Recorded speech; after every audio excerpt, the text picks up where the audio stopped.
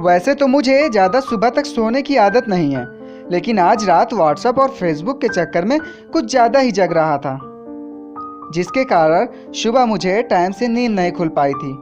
जब मैं सुबह बेड पर सो रहा था तभी अचानक मेरे फ़ोन की रिंग बजती है। रिंग की आवाज़ सुनकर पहले तो थोड़ी चिढ़ सी होती है। किसी तरह बेड से उठकर कॉल को रिसीव किया। मैंने बोला, हेलो, अब तक सो रहे हो? कॉल पर उधर से किसी लड़की की आवाज़ आती है। मैंने सोचा कोई अपनी ही फैमिली की होगी, तो मैंने भी कह दिया, हाँ अभी तक सो रहा हूँ। इतना बोलने के बाद ही कॉल के दूसरी तरफ से मुझे डांटने की आवाज़ सुनाई देने लगती है। तुम हॉस्टल में पढ़ने गए हो या फिर दिन भर सोने के लिए? अगर तुम इतना सोओगे तो तुम अपना एग्जाम कैसे क्लियर कर पाओगे? रुको, अभी मैं पापा को कॉल करती हूँ और तुम्हारे सब कारनामे बताती हूँ कि तुम्हारा लाडला अभी तक सो रहा है। मैं इन बातों को खामोश होकर सुन रहा था। मुझे ये समझ नहीं आ रहा था कि मैं कब हॉस्टल में रह रहा हूँ और कब मुझे कौन सा एग्ज़ाम क्लियर करना है। खैर, मुझे अब तक पूरी तरह से समझ आ चुका था कि ये एक रॉन्ग नंबर है।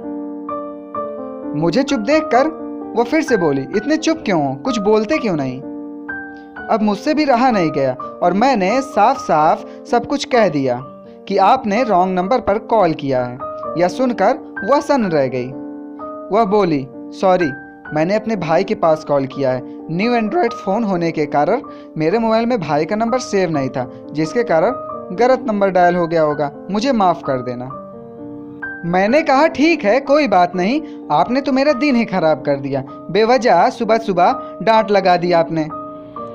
उसने माफ़ी मांगने के बाद कॉल को डिस्कनेक्ट कर दिया। लेकिन सच कहूँ, उससे बात करके बहुत अच्छा लग रहा था। उसका डांटना गजब का अपनापन महसूस करा रहा था। इसके बाद मैंने इन सब पर ध्यान हटाकर ऑफिस के लिए तैयार हो गया। उसके बाद 9:15 पर मैं अपने ऑफिस पहुंच गया। लेकिन आज ऑफिस में मेरा मन ही नहीं लग रहा था। कुछ सूना सा महसूस हो रहा था। मुझे उससे दोबारा बात करने का दिल कर रहा था और ऑफिस में आज ज़्यादा काम भी नहीं हो रहा था, जिसके कारण मुझे बोरिंग सी महसूस हो रहा था। मैंने अपनी पॉकेट से मोबाइल को निकाला, उसी नंबर पर कॉल करने की सोचा, लेकिन मुझे कॉल करने की हिम्मत नहीं हो रही थी। पता नहीं वो मेरे बारे में क्या सोचेगी। यह सोचकर मैं कॉल नहीं कर पा रहा था। मैं अपने मोबाइल को टेबल पर रखकर कुछ काम करने लगा। कुछ समय बाद अचानक से मेरे मोबाइल पर एक एसएमएस आता है। वैसे तो मैं मैसेज की तरफ ध्यान नहीं देता हूँ, लेकिन यह मैसेज उसी नंबर से था जिस नंबर से सुबह कॉल आई थी। मैंने झट से अपने मोबाइल का पैटर्न खोला और मैसेज को देखा। ये क्या? उसने फिर से सॉरी लिख कर भेजा था। मुझे भी उससे बात करने का एक अच्छा मौका मिल चुका था और मैंने भी उसके मैसेज का रिप्लाई कर दिया। फिर क्या, मेरे मैसेज के रिप्लाई करते ही उधर से भी मैसेज की बारिश ही आ गई। दिन भर मैसेज पे बात करने लगे। कभी हमारी शाम फनी मैसेज से गुजरती तो कभी सुबह रोमांटिक मैसेज से। कुछ ही दिनों में हम एक अच्छे दोस्त बन चुके थे। वह लक्ष्मी नगर दिल्ली में रहती थी और अभी ग्रेजुएशन कर रही थी। मैंने भी दिल की सारी बात बता के उसकी दोस्ती को अपने प्यार में बदल लिया था। अब जिंदगी का हर एक सपना उसके करीब से गुजर रहा था। उसकी बातों में गजब का जादू था। हम दोनों को फ़ोन पर ही कई वादे किए, जिनमें से एक वादे साथ जीने और मरने के भी थे। हमें बात करते हुए 6 महीने हो चुके थे। मैंने उससे मिलने का जिक्र किया। उसने भी हामी भर दी थी। उसकी सहमति सुन मेरी खुशी का तो ठिकाना नहीं रहा। बहुत सोच विचार कर हमने नेहरू पार्क में मिलने का फैसला कर लिया था, क्योंकि ये पार्क उसके घर के पास था।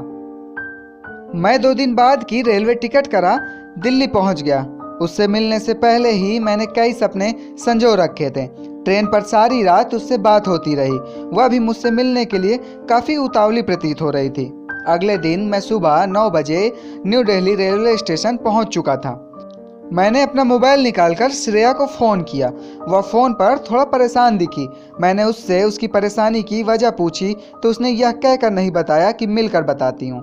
उसे परेशान देखकर मेरे अंदर एक अलग ही डर बैठ गया था। मैं सोच ही रहा था तभी, सर पहुँच गए आपकी मंजिल पर, ऑटो ड्राइवर ने मेरा ध्यान भंग करते हुए कहा। मैंने उसकी बताई जगह पर पहुंचकर उसे कॉल किया, पर उसका नंबर स्विच ऑफ आने लगा था।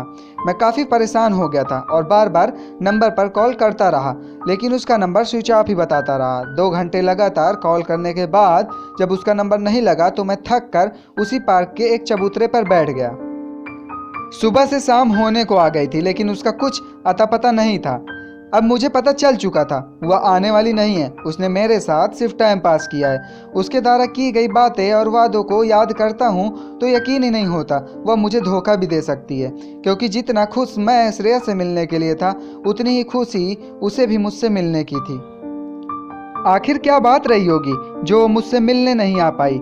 यह प्रश्न मेरे दिल और दिमाग में हमेशा रहता है। इन हालातों से मेरा दिमाग काम करना बंद कर दिया था। मैंने दिल्ली में 2 दिन रहकर उसका इंतजार किया। मेरा दिल दिल्ली से जाने की अनुमति नहीं कर रहा था, फिर भी मैं अपने शहर लौट आया था। घर आने के बाद सब कुछ बेगाना सा महसूस हो रहा था।